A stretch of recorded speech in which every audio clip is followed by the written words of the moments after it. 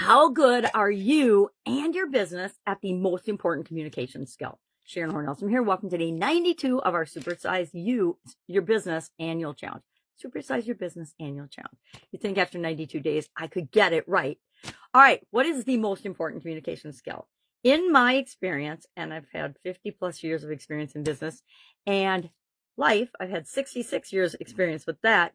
The most important communication skill is, hint, 2 ears, 1 mouth, for a reason. I think we were given as human beings 2 ears and 1 mouth for a reason, so that we listen literally twice as much as we speak. Why?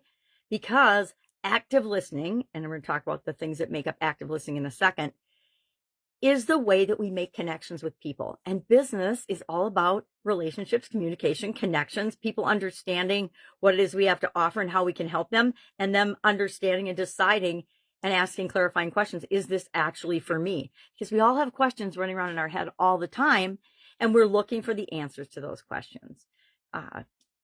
Active listening, I think, is an underrated skill, yet the most important communication skill.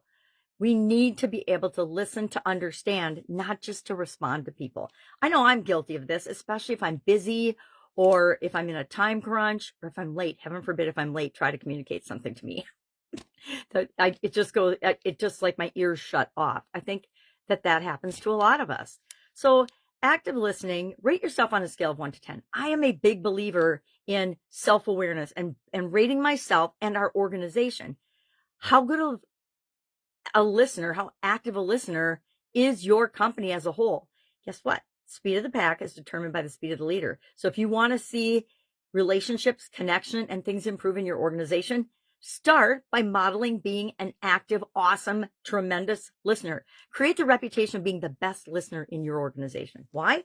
Because our job really is, as the leader of our businesses and of our companies and our communities, whatever it happens to be, to set the example and set the pace for the rest of the people that are in our world, that are in our circle of influence. And one of the best ways to do that is by practicing and becoming an awesome listener. How do we become a tremendous active listener? Number one, we actually stop what we're doing when somebody tries to communicate something to us, and we give them our undivided attention. We make eye contact. We set our phone or whatever we're doing aside. We pay 100% undivided, as much as humanly possible, attention to them and the message that they're trying to convey.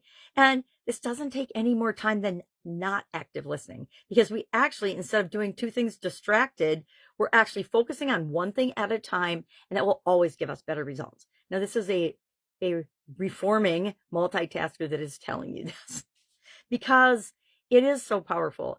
And think of a time when you have been 100% present with the person that you're communicating with, and how that felt to you as well as to them, and the results that came out of that conversation versus the vast majority of conversations we have during the day.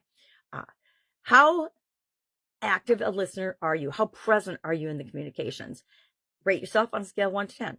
How often do you understand or misunderstand the message that somebody is trying to communicate to you? That is almost always because of our lack of listening. So often we're just formulating our response when somebody's talking to us. I used to catch myself doing this in meetings all the time. I'd be listening to the conversations, but I was always thinking about, well, what do I have to add to that? What does that mean? What do I need to ask? And, there's always a steady stream of consciousness going on in our brains, but sometimes we need to take a deep breath, turn it off, and focus on the situation at hand. Focus on the person at hand. Why? Because that makes them feel understood.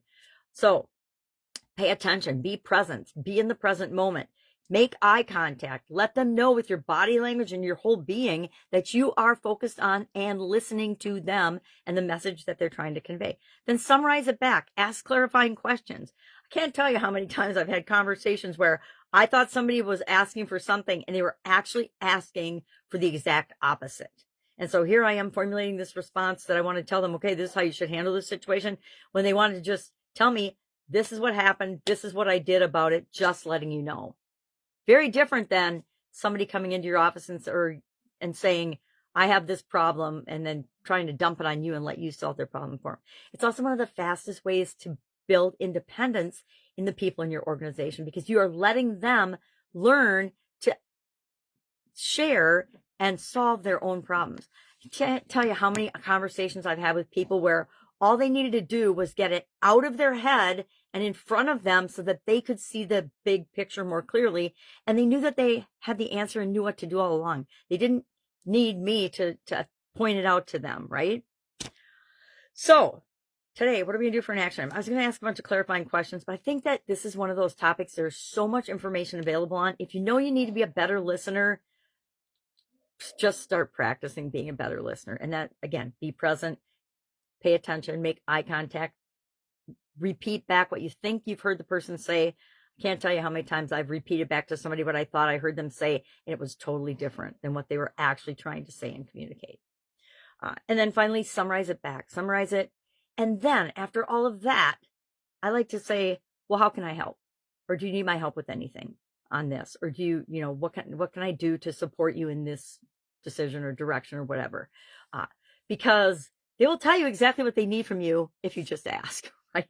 People will show us everything about them and everything we need to know if we just pay attention and if we ask and observe.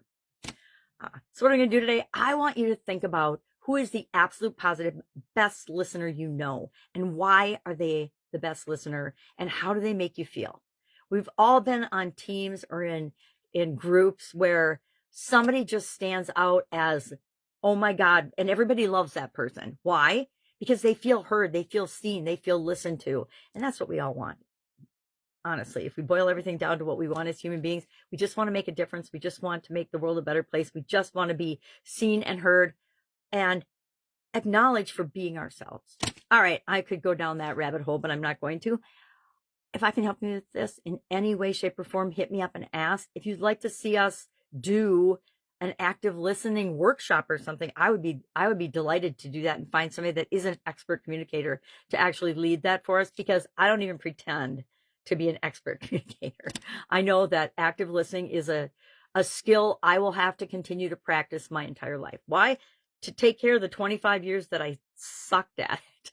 All right, if I can help you, ask. Always have an awesome day. Now, of course, see you tomorrow for another communication-related topic as we grow and build and supersize our businesses. Have a great day. See you tomorrow.